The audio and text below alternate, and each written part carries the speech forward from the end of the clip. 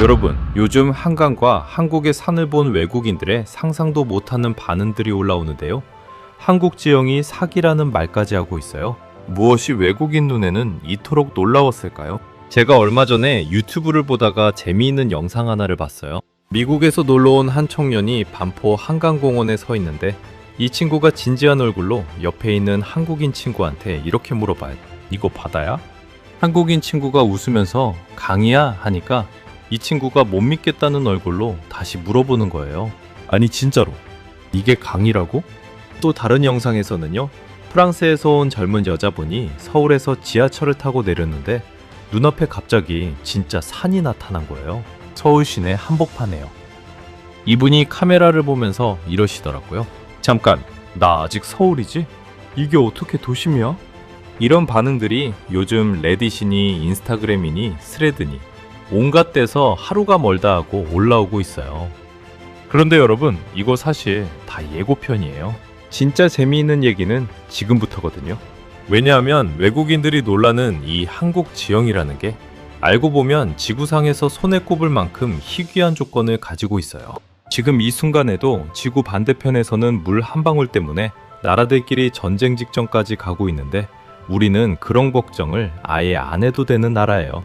왜 그런지 오늘 이 얘기 끝까지 들어보시면요, 아마 창밖에 보이는 산과 강이 지금이랑 완전히 다르게 보이실 겁니다. 그럼 시작해볼까요? 먼저 첫 번째 장면부터 얘기해 드릴게요. 여러분, 서울 사시는 분들은 한강을 하도 많이 보셔서 아무 생각 없이 지나치실 거예요. 그런데 이 한강이라는 게 세계적으로 보면 진짜 말도 안 되는 스케일의 강이에요. 한강 폭이 서울 시내 구간에서 평균 1.2km 나옵니다. 이게 어느 정도냐면요, 지하철 2정거장 거리쯤 되는 거예요. 그런데 이 숫자만 들으면 감이 잘 안 오시죠? 비교를 한번 해드릴게요. 프랑스 파리에 그 유명한 센강 있잖아요. 에펠탑 옆으로 흐르는 그 강이요.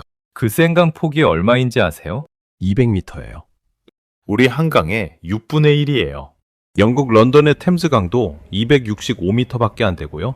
독일 쾰른의 라인강도 350m. 이탈리아 로마의 테베레 강은 88m. 스페인 마드리드의 만사나레스 강은 아예 40m짜리예요. 40m면 그냥 동네 하천이잖아요. 그러니까 외국인들이 처음 한강을 보고 이거 바다 아니냐고 물어보는 게 어이없는 반응이 아니라 저 사람들 입장에서는 지극히 정상적인 반응인 거예요. 자기 나라에서 강이라고 부르는 게 폭 200m짜리인데 한강은 그 6배잖아요. 레딧이라는 미국 커뮤니티에 이런 글이 하나 올라왔어요. 세계에서 도시를 진짜로 반으로 가르는 가장 넓은 강이 어디냐? 이런 질문이었는데 댓글에 이런 답이 달렸어요. 한강이 서울을 딱 절반으로 가르는데 폭이 1.2km나 된다. 이게 시내 구간 전체에서 유지된다. 이 댓글 하나에 지금 200개가 넘는 대댓글이 달려 있어요. 세계 사람들이 한강 크기에 놀라서 서로 얘기를 나누고 있는 거예요. 한강에 놓인 다리가 몇 개인지 아세요? 27개예요. 대교 27개에 철교까지 합치면 31개. 서쪽 일산대교부터 동쪽 팔당대교까지 서울 구간 41.5km에 다리가 이렇게나 많은 거예요. 이것도 세계적으로 보기 드문 광경이에요. 두 번째 장면으로 넘어가 볼게요. 외국인들이 서울에 와서 두 번째로 뒤집어지는 곳이 어디냐면 바로 산이에요. 서울 시내 안에 산이 있어요. 그것도 한두 개가 아니라 남산, 북한산, 인왕산, 북악산, 관악산, 아차산, 도봉산까지 어림잡아 7개 넘게 있어요. 이거 정말 이상한 거예요. 세계 다른 나라 수도들을 한번 떠올려 보세요. 파리, 런던, 뉴욕, 도쿄, 베이징 다 평지예요. 그런데 서울은요? 지하철 3호선 경복궁역에서 내리면 그 자리에서 바로 인왕산 등산로로 걸어갈 수 있어요. 특히 북한산 얘기를 잠깐 해드려야겠는데요. 이 북한산이 그냥 산이 아니에요. 국립공원이에요. 그런데 이게 세계적으로 유일한 게 뭐냐면요, 수도 안에 있는 국립공원이라는 거예요. 세계에서 수도 안에 국립공원을 품고 있는 나라는 대한민국 딱 하나뿐입니다. 이 얘기는 이따가 뒤에서 더 자세히 해드릴게요. 프랑스에서 온 젊은 여자분이 인왕산 올라가서 찍은 영상이 하나 있는데요. 이분이 정상에서 서울 시내를 내려다보면서 이러시더라고요. 이게 말이 되나? 방금 전까지 카페에서 커피 마셨는데 40분 만에 산 정상에 있어. 이 도시는 뭔가 이상해. 세 번째 장르는 뭐냐면요. 서해 갯벌이에요. 외국인 관광객이 유네스코 세계유산이라고 해서 찾아갔는데 눈앞에 끝도 없이 펼쳐진 갯벌을 보고 어떤 외국인이 인스타그램에 이렇게 적어놨어요.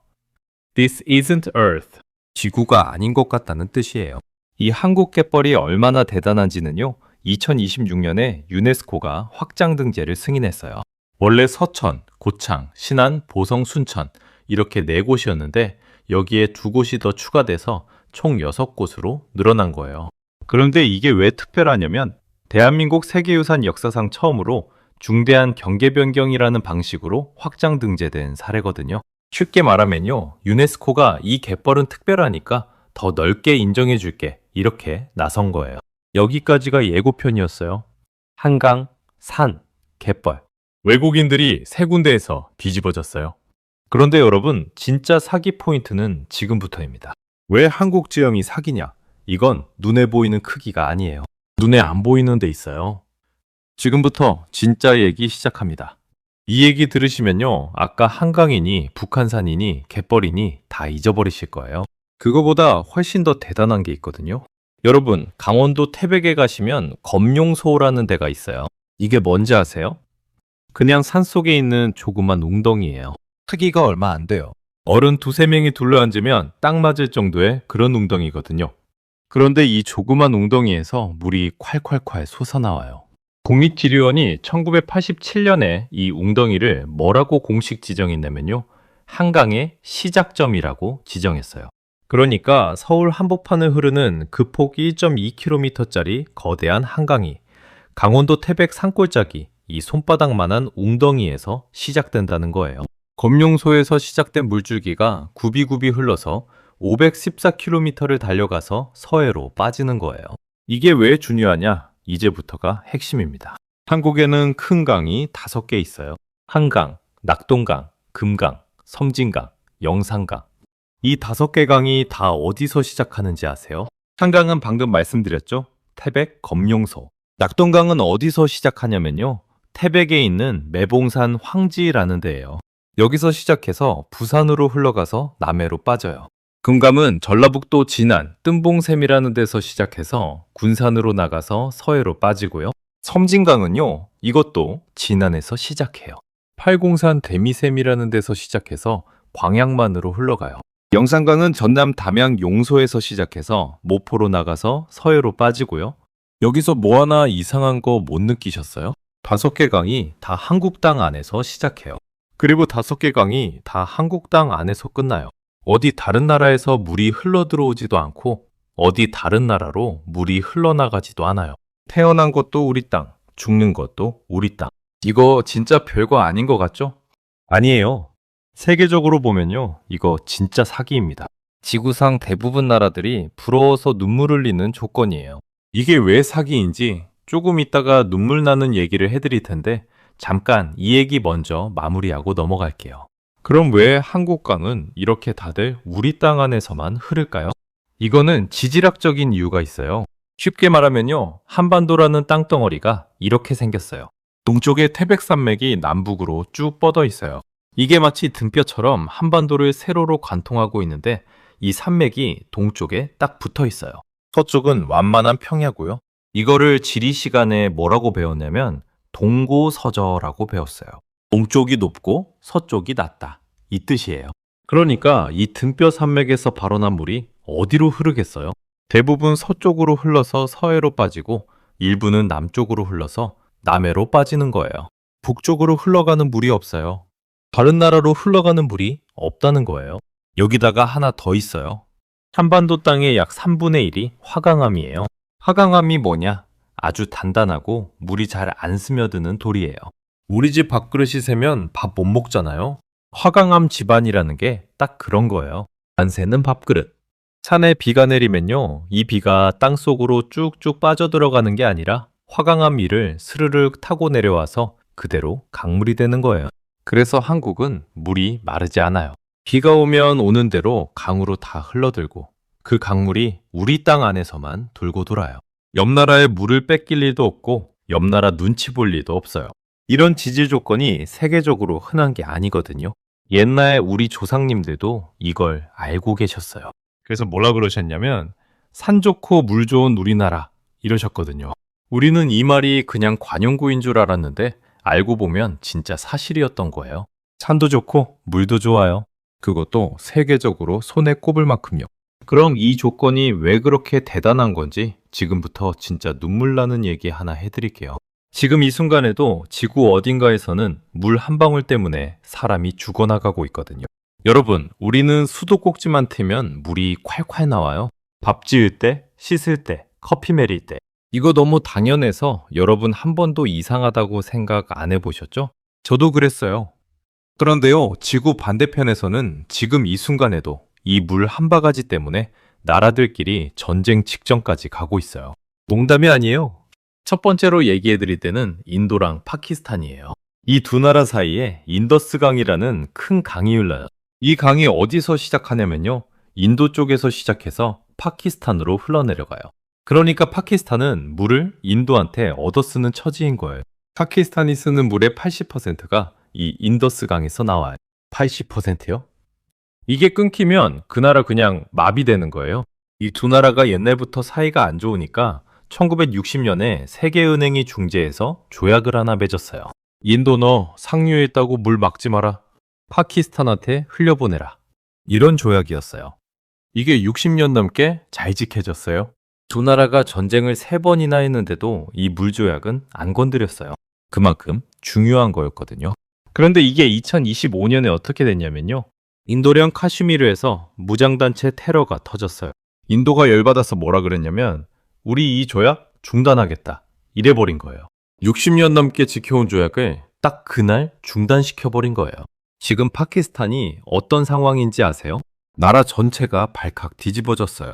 파키스탄 총리가 뭐라 그랬냐면 이건 전쟁 선포다 이러고 국제사회에 SOS 치고 지금 이 순간까지 이 문제로 두 나라가 사이가 살얼음 판이에요. 물 한 방울 때문에 핵무기 가진 두 나라가 서로 노려보고 있는 거예요. 두 번째 얘기는 더 심해요. 메콩강이라고 들어보셨죠? 메콩강이 어디를 흐르냐면요. 중국에서 시작해서 미얀마, 라오스, 태국, 캄보디아, 베트남 이렇게 여러 나라를 관통해요.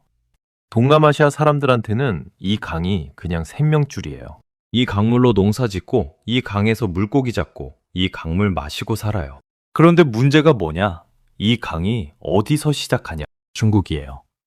티베트 근처요. 중국이 상류에 뭘 만들었냐면요. 댐을 하나 만든 게 아니에요. 11개를 만들었어요. 초대형 댐 11개가 상류에 쭉 서 있는 거예요. 이게 무슨 뜻인지 아세요?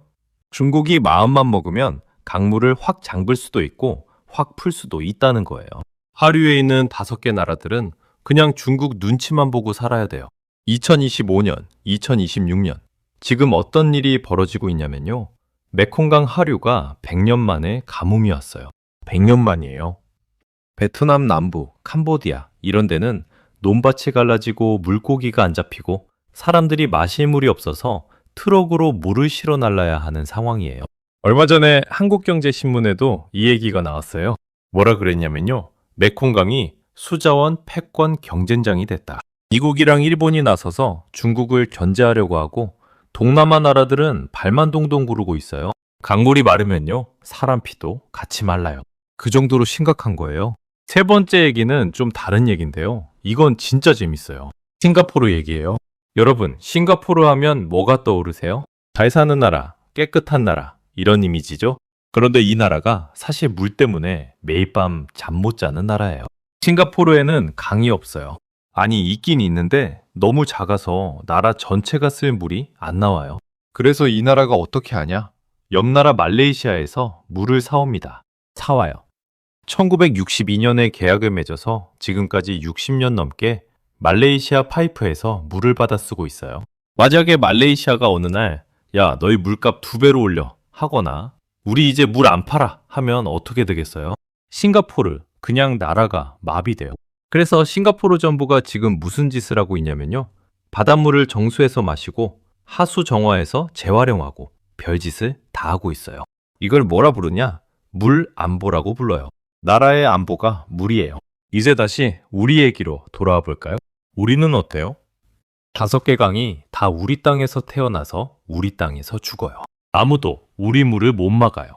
옆 나라 눈치 볼 일도 없고 조약 맺을 필요도 없고 전쟁할 일도 없어요. 그냥 우리 강이에요. 우리 물이에요. 이 얘기 들으시면요, 오늘부터 수도꼭지 트실 때 좀 다른 기분이 드실 겁니다. 여러분, 이 정도면요, 옛날에 이런 말이 있었잖아요.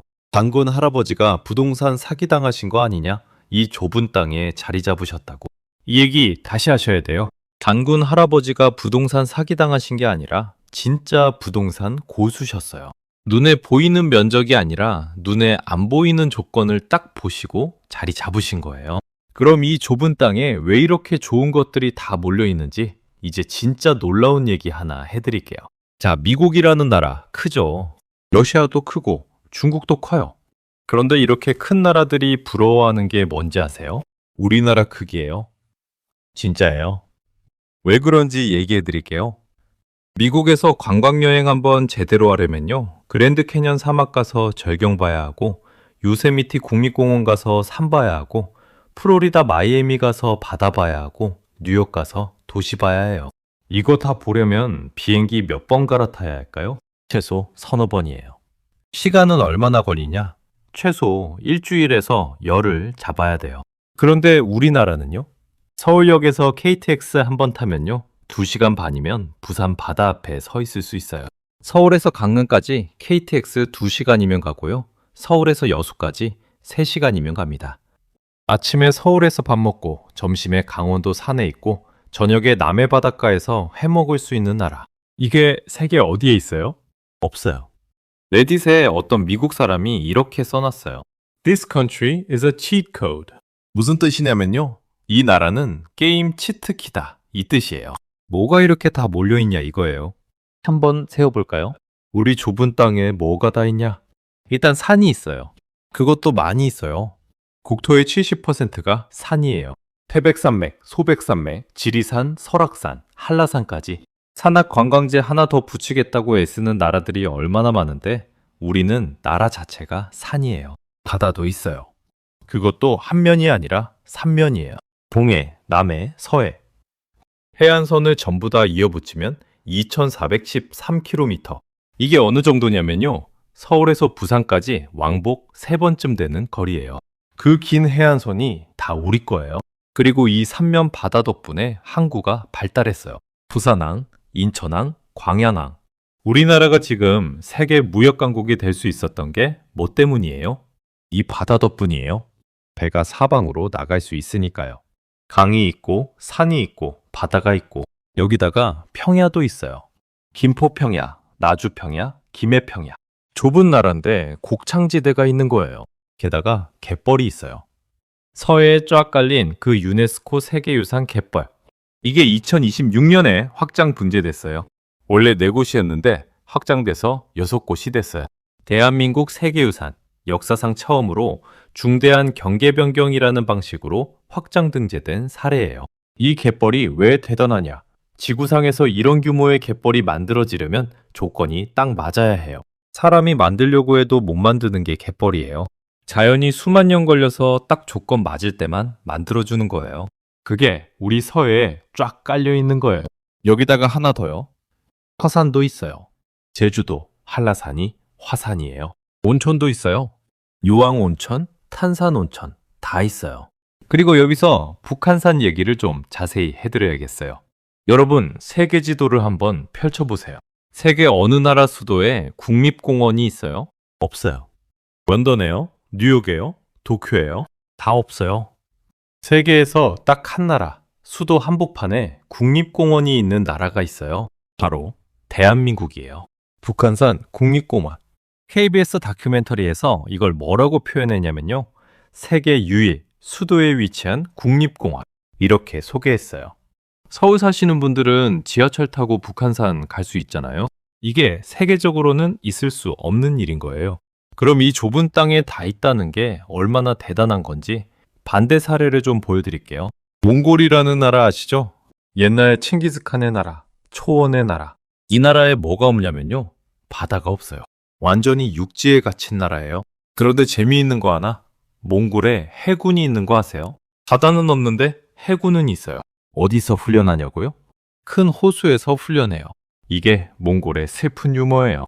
볼리비아라는 남미 나라도 마찬가지예요. 이 나라가 100년 넘게 뭘 하고 있는지 아세요? 이웃나라 칠레한테 우리 바다 돌려줘 라고 소송하고 있어요. 국제사법재판소까지 갔어요. 옛날에 전쟁에서 져서 바다를 뺏겼거든요. 100년이 넘도록 아직도 못 찾고 있어요.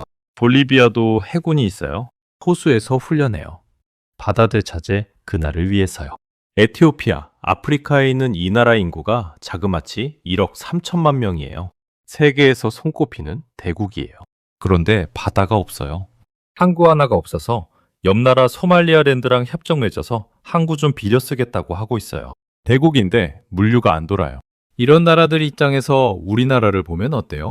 산 있지, 강 있지, 바다 있지, 평야 있지, 갯벌 있지, 화산 있지, 온천 있지, 섬 있지, 사계절 다 있지. 이게 그냥 치트키 같은 거예요. 부럽다 못해서 억울한 거예요. 여러분, 우리는 이걸 그냥 당연하게 여기고 살았어요. 그런데 이게 당연한 게 아니었어요. 여기서 얘기 하나 더 남았어요. 이 지형이 우리한테 뭘 남겨줬는지 이게 진짜 재밌어요. 이제 얘기 하나 더 남았어요. 이게 오늘 얘기 중에 제일 재미있는 부분일 수도 있어요. 지금까지 우리가 뭘 얘기했냐면요. 한국 지형이 얼마나 대단한지, 물이 얼마나 축복인지, 산이 얼마나 압축돼 있는지 이런 얘기 했잖아요.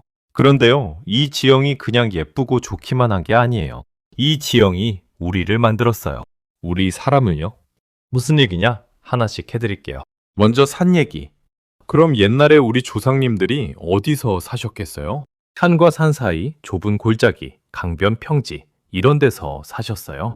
그러니까 마을 하나가 산에 딱 갇혀 있는 거예요. 옆마을 가려면 산 하나 넘어야 되고 그 옆마을 가려면 또 산 하나 넘어야 돼요. 이게 뭘 만들었냐? 사투리를 만들었어요. 우리나라가 이 좁은 땅덩이에 사투리가 몇 개예요? 8개예요. 팔도 사투리, 경상도, 전라도, 충청도, 강원도, 제주도까지. 심지어 같은 경상도 안에서도 부산말이랑 대구말이랑 안동말이 다 달라요.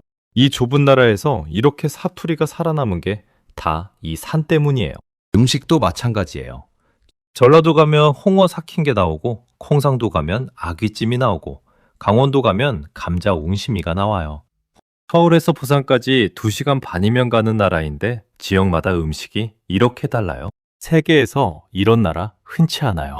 이것도 산이 만든 거예요. 산이 마을을 갈라놨으니까 각자 자기 재료로 자기 음식을 만들었던 거죠. 두 번째, 바다 얘기. 우리나라가 삼면이 바다잖아요. 그러니까 옛날부터 뭐가 발달했겠어요? 해산물이에요. 세계에서 해산물 이렇게 다양하게 먹는 나라 몇 안 돼요. 미역, 김, 다시마, 멸치, 오징어, 낙지, 조개, 게. 이걸 다 국이랑 반찬이랑 젓갈이랑 다 다르게 요리해서 먹어요. 이거 다 삼면이 바다인 덕분이에요. 그리고 바다가 있으니까 뭐가 됐냐? 개방적인 나라가 됐어요. 지금 우리나라가 무역으로 먹고 사는 나라가 된 게 그 시작이 바다인 거예요. 세 번째, 이게 제일 재미있는 얘기예요. 온돌 얘기예요. 밤바닥 뜨끈뜨끈한 우리 온돌. 이게 왜 한국에서만 이렇게 완벽하게 발달했는지 아세요? 지질 때문이에요. 진짜예요. 아까 우리 화강암 얘기했잖아요. 우리나라 땅 3분의 1이 화강암이라고요. 이 화강암 위에 흙이 얇게 덮여 있어요. 그러니까 방바닥 아래를 파서 아궁이 만들고 불을 떼면요. 열이 어디로 잘 전달되냐? 이 단단한 화강암 지반을 타고 쫙 퍼지는 거예요. 그래서 방바닥이 뜨끈해지는 거예요. 이게 다른 나라에서는 잘 안 돼요. 땅이 물러서 열이 흩어지고 습기가 올라오고 그래요. 그런데 우리는 이 지지 조건이 딱 맞아서 온돌이라는 세계 유일의 난방 문화가 태어난 거예요. 지금 한국 아파트에 살면 어때요? 겨울에 방바닥이 뜨끈하잖아요. 이게 그냥 문화가 아니라 이 땅이 우리한테 준 선물인 거예요. 여러분, 이게 무슨 얘기냐? 우리는 이 땅 위에서 자랐고 이 땅이 우리를 만들었다는 얘기예요. 사투리도, 음식도, 개방성도, 온돌도 다 이 땅이 우리한테 준 거예요. 이제 마지막 얘기 하나 남았어요. 여러분, 오늘 얘기 여기까지 들으시니까 어떠세요? 앞에서 미국 청년 하나가 한강 보고 이거 바다야? 그랬다고 했잖아요. 그 청년이 우리한테는 그냥 웃긴 얘기였어요. 그런데 오늘 이 얘기 다 듣고 나니까요. 그 청년 반응이 좀 다르게 들리지 않으세요?